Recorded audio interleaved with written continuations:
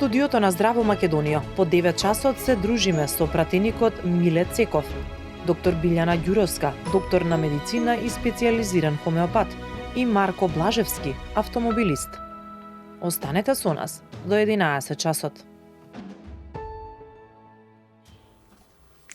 9 часот и 12 минути. Ве поздравувам во овој дел од емисијата сите оние кои што подоцна се вклучувате на програмата на Канал 5 и верувам дека ќе останете со нас до 11 часот да ги слушнете сите оние разговори кои што ќе ги направиме јас и Александра ово утро со нашите денешни гости. Александра, официјално добро утро. Добро утро и пред камерите на нашата емисија. Добро утро за сите кои можеби во овој момент се вклучувате или сте од рано изутрина заедно со нас од 6:45. Денеска имаме извонредни гости како и секој ден, па да ги представиме како што е редот уште еднаш. Така, да ги представиме веднаш до мене господинот Миле Цеков, пратеник во Собранието на Република Македонија. Добро утро и добро ни дојдовте. Ви благодарам за поканата. Многу лесно се договоривме за вашето гостување, но имаме многу навистина актуелни теми кои што ќе ги зборуваме и ќе ве прашаме и верувам дека сте подготвен. Така е. Да, веднаш до вас ние доктор Билјана Ѓуровска, доктор на медицина и специјализиран хомеопат. Добро утро и за вас. Добре, ни дојдовте. Денеска е 10 април, светскиот ден на хомеопатијата, па тоа е поводот зошто сте тука. Малку повеќе да објасниме што е тоа, кој се може да го користи, можеби кои се митовите во однос на хомеопатијата. Да. Веднаш до вас ние Марко Блажевски, ќе го најавам како автомобилист, а подоцна ќе откриеме и зошто е тука. Добро утро и добро ни дојдовте. Добро утро. Ви благодариме за ексклузивата која што ќе ни ја дадете. Ние сме прва телевизија која што ќе споделиме што направивте пред само една недела. Така е. Каков успех всушност имате. Но Александра, да започнеме со денот, 10 април, како што споменав, светскиот ден на хомеопатијата. Можеме ли за почеток да објасниме што е хомеопатија? Ќе почнам од самиот почеток да го објаснам зборот, бидејќи денеска кога доаѓав со такси навака ме праша таксистот што работам. Јас му објаснив дека работам како хомеопат и он вика тоа е ништо подоман или хомео, па пат ништо, вика што е тоа? Патувате. Значи јас викам на латински, не на англиски, така да тоа хомео ќе биде на латински слично, а патос е болка, значи слично на болката. Всушност принципот на хомеопатијата е слично со слично се лекува, симилија симилибус курентур. Значи е метод кој што постои од прилика 230 години. Татко на хомеопатијата доктор Самуел Ханеман, значи е германец по потекло, доктор на медицина кој што е роден пред точно 270 години, 1775 година на 10 април и официјално тој ден 10 април е денот на хомеопатијата. Хомеопатијата е еден многу нежен систем на лекување на организмот. Во принцип тоа во новите испитувања тврдат дека може би првата наномедицина, која што по пат на информација прави стимулација на организмот, односно таа стимулација му дава информација на телото да се врати во неговата рамнотежа. Значи, наједноставно објасната хомеопатијата, бидејќи ако почнеме да ги разглабаме сите, можеби ќе имаме време за тоа, мислам дека многу повеќе ќе ги збунам, но од прилика тоа е хомеопатијата. Значи, вибрационна медицина, која што е една од постарите, ако не и најстарите вибрациони медицини, со цел за урамнотежување на организмот и враќање во неговата нормала. Доктор Билјане, го споминавте таксистот кој ве донесе ова утро навака, но како генерално во Македонија, бидејќи сте први кој што го работите ова, но не сте само хомеопат, туку сте дипломирано медицинско лице кое што ја разбирате и стандардната медицина, но и хомеопатијата. Како луѓето во Македонија гледаат на ова и колку сака да ја дадат довербата на лекувањето да е по пат на хомеопатија? Да бидам искрена, јас работам во некоја, да речеме, затворена зона, каде што реално имаме многу пациенти и имаме премногу работа. И секогаш јас имам едно чувство дека луѓето се многу добро информирани за хомеопатија, но кога ќе излезам надвор од мојата ординација, сосема друга приказната, како денеска со таксистот. Значи, прво не можат ни да го изговорат зборот, значи, кога ќе ни се јават многу често не викаат дека на хемотерапија, и јас тоа паника ме фаќа, нели каква хемотерапија, многу сме различни.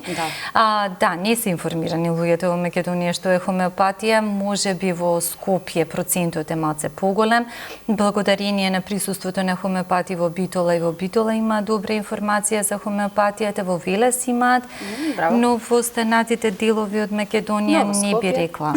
Во Скопје да, секако, во Скопје се информирани луѓето, значи ама тука и лесно е да дојдеш до таа информација, ама општо низ Македонија тешко се информирани. Затоа постои Здрава Македонија за да објасниме малку повеќе токму на денешниот ден. Да, имаме многу прашања кои што ќе ви ги поставиме на оваа тема, но ништо подоцна.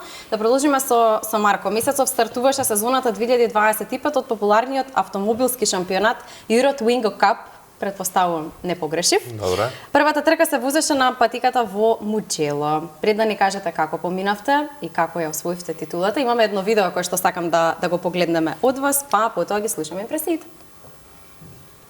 Trying to take advantage of every inch of track. What a race! This car going backwards almost. What a restart we had so far with Blaževski, who has taken the lead in front of Jančić, who is again in second position. It looked like he was able to take the lead, but then Blaževski came like a torpedo from back of him, and now he is in first position, and they're trying to break away from the group of the drivers behind of them with Poljanec now, who has to recover some ground.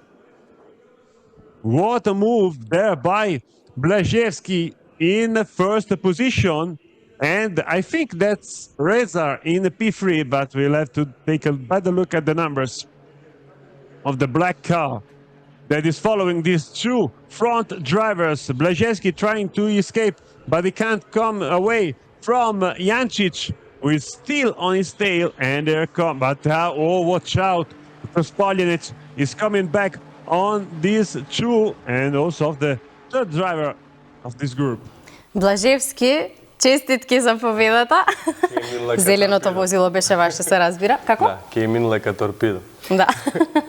Како си поминавте таму? Па, очекувавте ли победа? Очекував победа, подсвесно ми беше, но имавме многу големи проблеми од петок и саботата со возилото и малце бевме... Веднаш ми скокнавте на второто прашање. Не се чувствувавме добро, бидејќи имавме проблем. Цел викенд се мачавме за на крај да дојде до оваа победа која што е одлична за почеток на сезоната нормално. Што се случи, да им објасниме на гледачите? Каков проблем имавте, како го решивте? Дали стравувавте дека џабе беа подготовките? По прво возилото ми стои во Словенија, за прв пат оваа година го пративме во Словенија да ми биде. Тука го спремевме возилото надевајќи дека све е во ред со него. Благодарение на мој дилер кој што ми помогна да го средиме возилото, го пративме таму и после првиот тренинг забележавме дека имаме проблем. Го сменивме буквално цел мотор, све сменивме на него и видовме дека не е тоа. За на крајот испадна дека некоја жичка што дела од компјутерот во моторот дека има проблем. И давала цело време фалс сигнали кои што го става моторот во safe mode и заради тоа не можеше моторот да го има целосната сила да има. Така да на крајот до вечерните часови до 12 часот вечерта ние го најдовме во саботата проблемот за сабајлето да биде све како што треба и да стартува од седмата позиција во неделата и стигна под седми прв во третиот круг. Така е посладка победата кога има проблем, но како го коментирате возењето брзо на градските улици кога не треба да возиме брзо? Бидејќи сте автомобилист, го сакате брзото возење, а постојано сведочиме на она што ни се случува во Скопје и Македонија.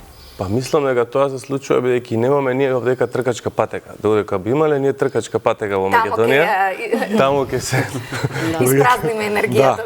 И после тоа јас на пример кога ќе се вратам од трк, јас сум многу смирен, не ти треба ни адреналин ни ништо. Значи тоа би го рекол дека би било исто така и ќе отидеш ќе си платиш на пример целодневен туран и стад да си возиш и ќе бидеш после тоа цела недела смирен. Најблиската тркачка патека до Македонија е кај нашите соседи. Да, има во Серес, а после тоа тек во малку подалек. Хрватска, да.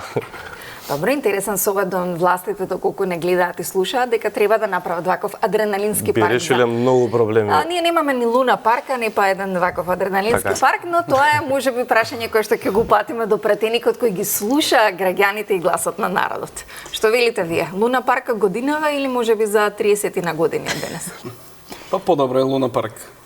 Подобро е Луна парк. Да, дефинитивно. Прашањето кое што ќе го адресираме до вас прво е дали годинава е можен договор за 500 евра минимална плата? Видете, вчера видов на социјалните мрежи и по медиумите дека има состанок помеѓу синдикатот и премиерот. И јас би сакал да ја поздравам оваа одлука доколку има консензус во рамки на овој економско-социјалниот диалог.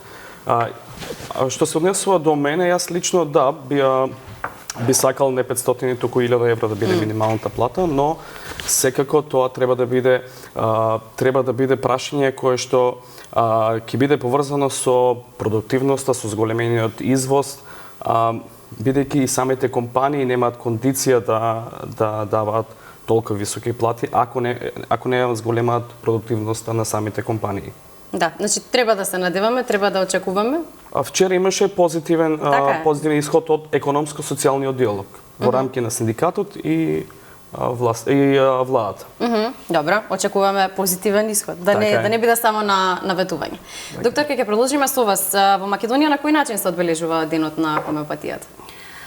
Во последниве 5 години немаме никој бомбастично прославување на денот на хомеопатијата, инаку пред 2020 година, значи одржувавме секогаш предавања, значи цела недела, значи од денеска па натака продолжува неделата за свесност на хомеопатијата, каде што секој ден има најразлични теми.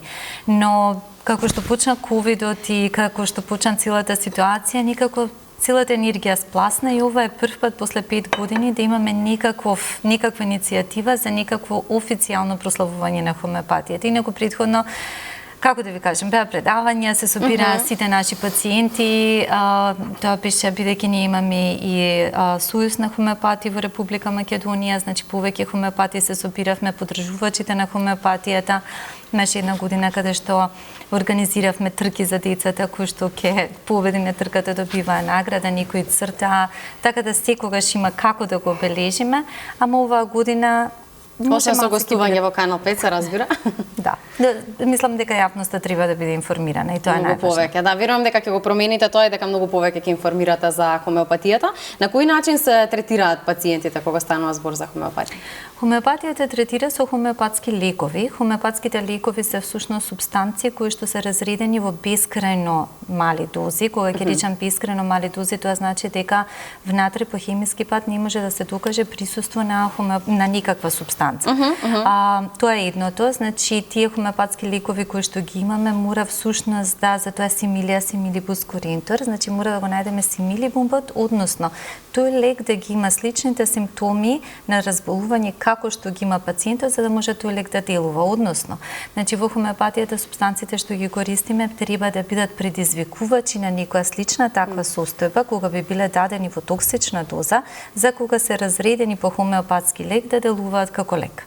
Да. Прилика така е лекувањето. Да, мислам едноставно објаснивте, да, разбирливо за сите. Јас би сакала да се навратиме на ковидот и што истиот предизвика кај луѓето, дисбаланс на целото тело и вакцинацијата на истиот. И како хомеопатијата може да помогне? Бидејќи ковидот беше едно будење за сите нас, за тоа што ни се случува и што човекот може да преживе и емотивно и по пат на лекување. За време на ковидот беше прво да може да се ватиме кои се симптомите клучни на ковидот. Уште од самиот почеток Сдруженијето, односно Асоциацијата на хомеопати во Индија издаде дека како една превенција може да биде лекот арсеникум албум, бидејќи симптомите на почетниот ковид многу наликуваа на арсеникум албум. Значи беше една многу интересна битка да ги препознаеш симптомите, што е клучното, каква терапија да дадеш, дали можеш пациентите да ги третираш како група и на сите да им се даде еден лек. За на крајот излезат самите принципи на хомеопатијата дека секој пациент го третираш индивидуално и дека тоа беше на крајот сепак ти го третираш како што би го третирало и за секое друго заболување.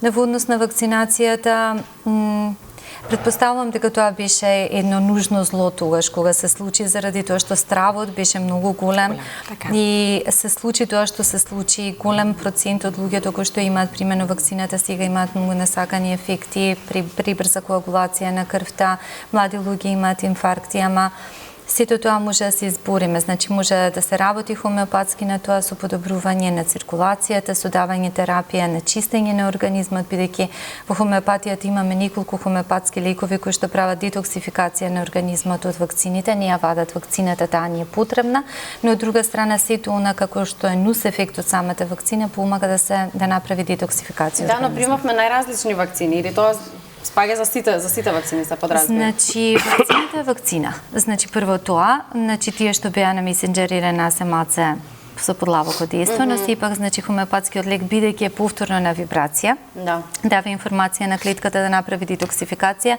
принципот горе-долу е ист. Така. Да, Марко, ќе продолжиме со вас. Може ли малку подетално да ни објасните какви се подготовки се потребни за еден автомобилски шампионат? Па ние немаме прво каде да се спремаме, така да не можеме никако да се спремаме. Едноставно одиме таму во среда и четврток, за да се спремаме имаме 2 тренинзи, после 2 тренинзи имаме квалификации, после тоа имаме 2 трки. Други некакви препреки нема. Постои ли можност со симулатори или пак да научите горе-доле патеката на која што би, значи некој алтернативен начин кој може само да ви помогне и придонесе до подобар резултат? Да, али тие симулатори се веќе премногу скапи, кои што ни требаат за овако возење како ние ова што го правиме, така да мислам дека дури поевтино би било да одиме таму на стазите, него моментално да се купува симулатори да се вежбаат стазите. Од каде жилбата и поривот? Кога знаете во колку скап спорт влегувате, сакате да истраете и да го постигнете она што го погледнавме пред малку? Па, почнав прво на 5 години, уште не знаев сам за себе. Ми го наметна мојот татко и мојот тетин овој спорт, овој адреналин и веќе нема назад. Така. Одлично. Убаво е кога ги канализираме работите ни со спорт и љубов кон истиот. Да, точно. Господин Цеков, ќе продолжиме со вас. Вие доаѓате од приватниот сектор, па кој беше мотивот за да влезете во политика и да се одлучите за движењето Знам? Видете, јас доаѓам од Стопанска комора, практично од приватниот сектор. Мојата фамилија цел живот работи во приватниот сектор. Ние имаме компанија која што веќе успешно оперира и менеджира со над 100 вработени, повеќе од 30 години. И она што е интересно, бидејќи сите сме свесни доколку не работите со државни тендери и доколку работите во реалната пазарна економија, некогаш во некои моменти се соочувате со подеми и успеси и падови се разбира. Она што е интересно, би сакал да го истакнеме дека во нашите падови кои доживеевме во реалната економија, баш тогаш се оженив и јас моите пари ги инвестирав во купување на машини со кредит. Ние имаме конзервирана фабрика, произведуваме за познати ланци на супермаркети во Европа. И мојот порив кон вклучување на политика бил од секогаш, но со оглед на состојбите кои што се случува во изминатите 30 години и гледајќи како младите секојдневно се заминуваат, мојата желба беше исклучиво за промена. Значи не сакавте да се заминете, туку сакавте да ги земете работите во ваши раце. Колку што е тоа? Она што е интересно би сакал да го истакнеме фактот дека јас никогаш не сум имал државна функција и никогаш ниту јас ниту мојата фамилија никогаш не се работеле на државна работа. Секогаш сме создавале за оваа држава, сме го полнеле буџетот. И исклучиво поривот ми беше во движењето Знам како појава на трета политичка се појавуваше како трета политичка опција и мојата единствена намера беше да се анулираат веќе постоечките две партии кои што доминира во изминатите 30 години. Што сакате да промените? Сите знаеме колку ни е трул системот и она што ни се случи во Кочани е само кулминација на трулоста на системот генерално, така да како нова политичка партија и опција Знам, што генерално сака да промени. Можеме ли системот од корен да го промениме за да имаме нова насока, бидејќи од една страна го имате приватниот сектор и приватниот бизнес, каде што добро знаете како се води битката на пазарот, од друга страна сте пратеник во собранието. Видете вака, што сакам да променам. Исклучиво сакам да променам, не можам да кажам дека системот може единка да го промени, меѓутоа, она што сакам да променам е младите да имаат малку надеж во оваа држава, бидејќи тоа што се случи практично во Кочани е производ на 30 годишниот коруптивен систем. Ние секојдневно, и вие сте сведоци, секојдневно живееме во едно труло општество каде што ѓубрани имаме насекаде, нечист воздух, граѓаните не веруваат во институциите и она што би сакал најмногу да го истакнам е дека конечно после 30 години имаме шанса сега и после трагедијата во Кочини да сите се запрашаме кон каде одиме и дали сакаме промени. Би сакал да верувам дека конечно ќе се стави ред и младите нема да се иселуваат, ќе веруваат во овој систем. Владење на правото се разбира, сите све свесни да не ги повторуваме овие флоскули, образование, здравство, економија. На сите не е јасно, меѓутоа треба искрен рестарт на системот. Возможно е тоа, можеме да го очекуваме тоа. Ако има политичка волја. Има или нема? Мислам дека има. Има? Добро, окей. Како што кажав и во претходниот дел кога зборувавме со гледачите, некако надежта последна умира, барем не останува да се надеваме ако не. Така е. Овде кога ќе дојдете во Здрава Македонија, сите пратеници и сите политички опции, многу ветувате, многу кажувате, но не знам, треба да видиме на дело некои работи на вистина да се променат. Треба да видиме дело. Да. Јас сум релативно нов во парламентот. Она што би сакал да го истакнам јас како дело е се откажав тоа што се откажав од патните трошоци. Интересно. Капка во морето, но сепак интересно. Доктор Билјана, колку секојдневните случувања влијаат на она што на крај на ден ни се јавува како болест? Колку обкружувањето, токсичноста на секојдневието влијае да се направи дисбаланс во целото тело, бидејќи како што и на самиот почеток кажавте, хомеопатијата е вибрација која му испраќаме на телото за да го вратиме колку што можеме барем во еден баланс кој ни е потребен. Секако дека обкружувањето прави голем дисбаланс. Ситуацијата што се случи во Кучани, мислам, беше едно страшно исфрлање од нормала на целото македонско општество и пошироко. Дел од луѓето малце побрзо огразнуваат, некои подолго време им треба да се вратат во рамнотежа. Токсичноста на средината во која што живееме, секоја што го кажувам, мислам, ние можеме да лекуваме рана, и таа рана да очекуваме да зарасне, доколку е во постојан мир, така? Но ако таа рана постојано ја триеме, ја чешаме, значи таа рана само ќе се обновува и повторно треба да се лечи. Така да, промената што треба да се направи општо во човештвото е многу голема. Во Македонија е исто така. Мислам, живееме во многу нездраво општество и тоа кога ќе речам нездраво општество, не зборам за воздухот, не зборам за храната, зборам за окружувањето. Значи, болеста на потребата да се биде некој, да се биде успешен по секоја цена и да не знаеш на што газиш и кого повредуваш е најголемиот проблем во нашето општество, за жал. Да, уште едно прашање до вас, кои се најчистите прашања и неясноти кои што ги имаат пациентите, а се поврзани со хомеопатијата?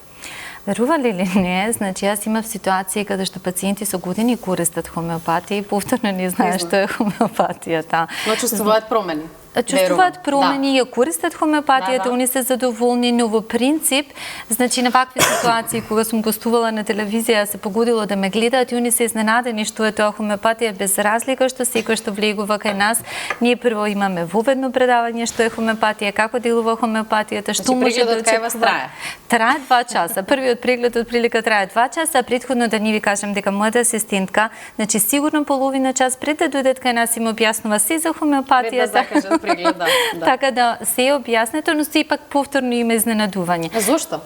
Зошто е толку нејасно? Затоа што луѓето не сакаат да слушаат. Многу ретко слушаат кога се зборува, дури и кога ќе им го напишеш текстот, многу ретко го читаат до крај тоа што е напишано.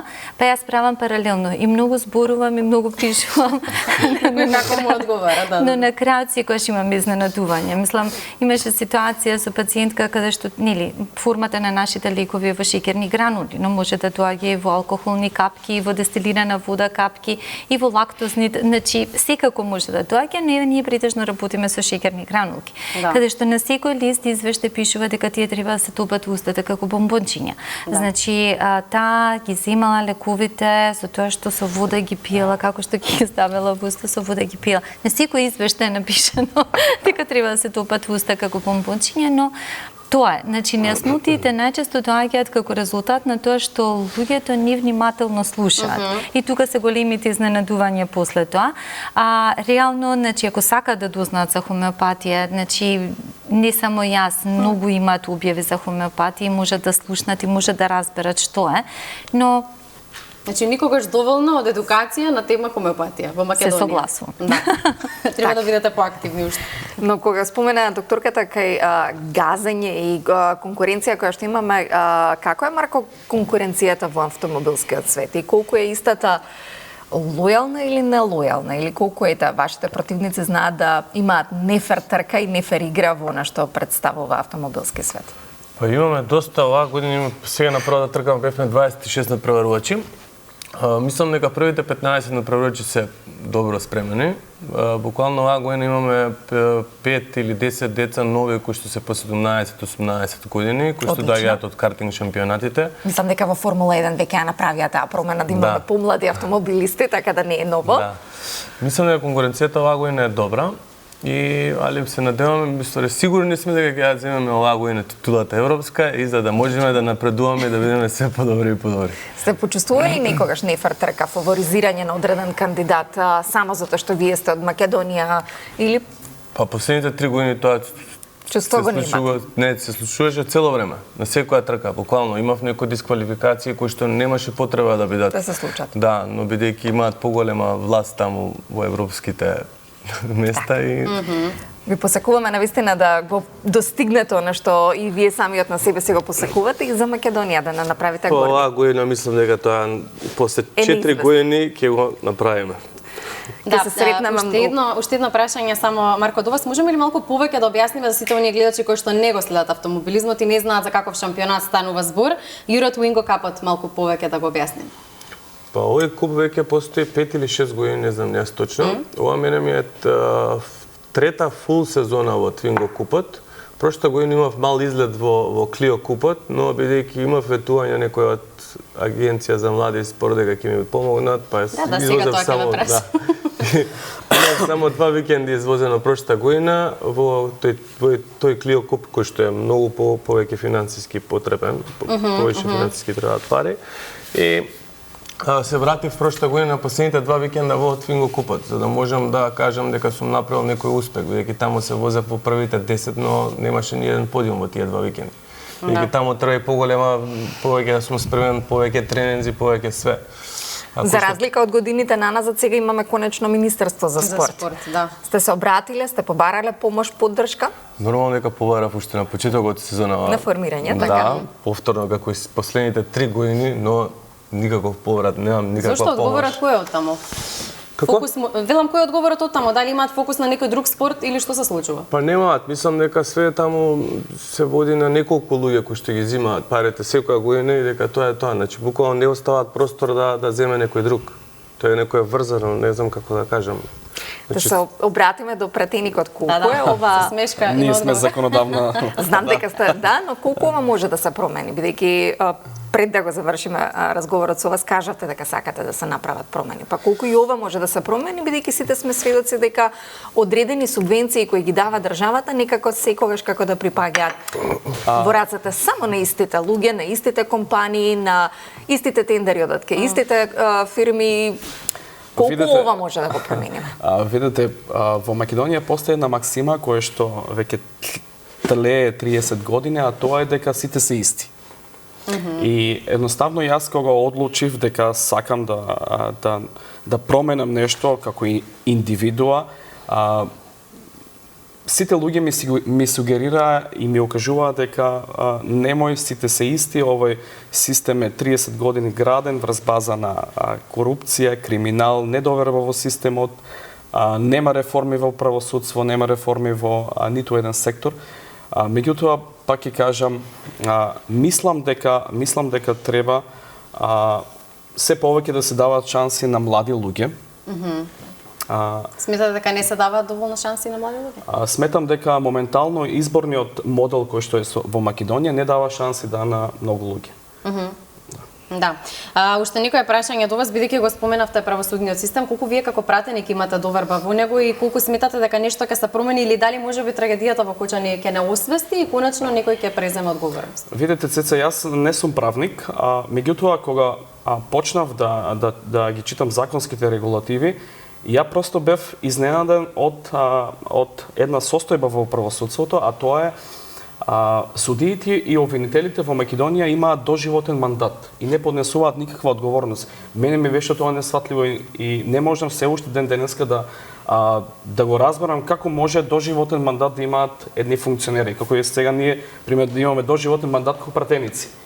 И нема да имаме никаква мотивација да се надградуваме, да се развиваме и така. Но уште е многу подобро кажано, немаат никаква одговорност. Да. Тие не Колку е тоа понесуваат лично, индивидуално тие или пак... не понесуваат одговорност за пресудите, но друго исто така ми беше многу симптоматично и неразбирливо, а тоа е семејната ложа во правосудството. Не би сакал да именувам, но верувајте, од кога почнав да анализирам, има некаде околу 60 до 70% и во судство, и во, тоест практично во цел правосуден систем, а тоа е едниот брачен пар е судија, вториот обвинител, синот во извршна, другата ќерка во законодавна власт. Мене ми беше тоа несватливо. И како ние очекуваме реформи во правосудството? Да, видите, реформите, тоест состојбата во правосудството од 2% доверба не е градена од еден период или од една партија, тоа е резултат на 30 годишно влијанија, недостиг на правда. И јас мислам дека има колективна одговорност на сите во изминатите 30 години и треба да се понесе конечно лична одговорност. Секако там сигурно во правосудството има и квалитетни судии и честни обвинители. Да, и уште едно прашање за вас, како го коментирате политичкиот судир меѓу Милошевски и Филков? Имаме ли стабилна влада? Јас бев во топ тема кога се случи овој настан. Сметам дека неблагодарно е да коментирам лични изјави. Да, исто така и нашиот председател и премиерот изјави дека владината коалиција е стабилна и тоа се однесува само на лични изјави. Да, значи вие се повикувате на таа изјава. Слушнавме како е во правосудството дека брачни партнери се останато е лоза на поврзаност, но доктор Билјана, која е вашата приказна? Кој вас ве иницираше да сте она што сте денес? Пред стварно многу години, тоа се пред 25-26 години, имав здравствен проблем. Имав еден пријател, се уште го имам, кој што секогаш пробува алтернативна медицина и ме прати да одам кај една хомеопатка на Битпазар. И јас не ни прочитав, вообичаено многу добро се информирам и ниту го отворив лексиконот да сватам што е тоа хомеопатка, беше на Битпазар, кој зна каде мисли дека ме праќа, мислам искрена да бидам. На крајот излезе дека е високо едуцирана жена која што има завршено во Британија хомеопатија, која што е од, да ни кажам, стара фамилија македонска и ме прими најдобро, ми даде терапија жената. Прво го пцуев мојот пријател дека кај ме праќа, што ли ми даде жената, но за година дена тоа кое што класичната медицина не можеше никако да му најде начин како да го средиме, исчезна од мене. Може ли да ни споделите зашто стануваше? Имав ендометриоза. Ендометриоза имав на двата јајника со ужасни болки, со пореметување на циклусот, реално е бев малце емотивно, цело време малце депресивно, бев така и малце негативно суштество и диагноза која што е честа меѓу пациентите. Во Македонија е премногу честа ендометриоза. Најчесто дури и хируршки се третира. Така. Во тоа време кога јас ја имав, се третираше само со пункција, во Македонија немаше оперативни зафати, но повторно се враќаше назад, како да ништо не е направено, со ужасни болки. Значи, паралелно на тогаш бев и на стаж на гинекологија и ме водеше и мојата асистентка, ме гледаше, ме следеше што прави тоа хомеопатијата и за година дена, значи, тумор маркерот CA125, кој што во принцип е секогаш покажен со ендометриоза, си се сведе на нормала, значи, двете цисти огромни исчезна и мене ми исчезна и болките, но како нус појава беше мојата промена на карактерот. Значи, станав многу позитивна, поите што ги носам почнаа да бидат розевки, претежно бев во црно, не ве лажам, мислам стварно бев претежно во црно облечена. И таа трансформација ми се допадна и заради тоа и се одлучив за себе да завршам хомеопатија, на крај излезе тоа да го работам професионално. Да. Се вратиме повторно на хомеопатијата и на сето на кој што го зборувавме и со другите гости, ќе направиме кратка пауза за реклами, а веднаш потоа се враќаме во студиото.